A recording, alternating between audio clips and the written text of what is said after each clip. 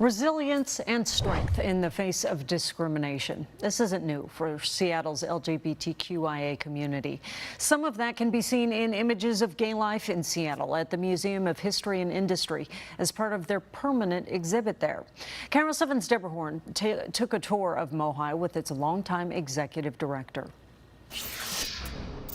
It is an eye-catching building located on the shores of Lake Union, and much of Seattle's history is housed here inside the Museum of History and Industry, including images that help tell the story of the Emerald City's gay community. That's Shelley's Leg, the first gay bar that was openly identified as a gay bar. Opened in '73, so just a few months before the first gay pride picnic, and really a sense that there was a gay community in Seattle. MOHI Executive Director Leonard Garfield acted as tour guide as we looked at part of what is on permanent display at this museum he has run for more than 2 decades. You can be public and open, and as you can see from the sign, they welcomed all of Seattle's gay community and everybody else who had the right attitude. But there is also plenty of evidence that Seattle's gay community faced much of the same discrimination and outright hatred experienced all across the country. This picture really struck me.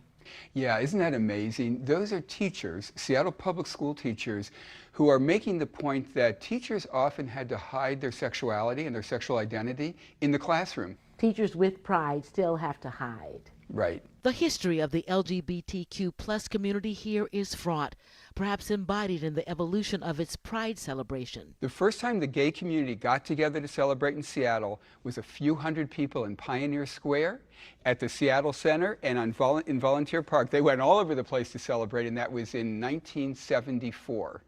The first official gay pride parade sanctioned by the city was 3 years later, in 1977. And gay pride parades really became civil rights movements. But always at its core, there was lots of fun. Which was really all about inclusion and diversity and just having a good time. Perhaps the biggest step toward inclusion came in 2006.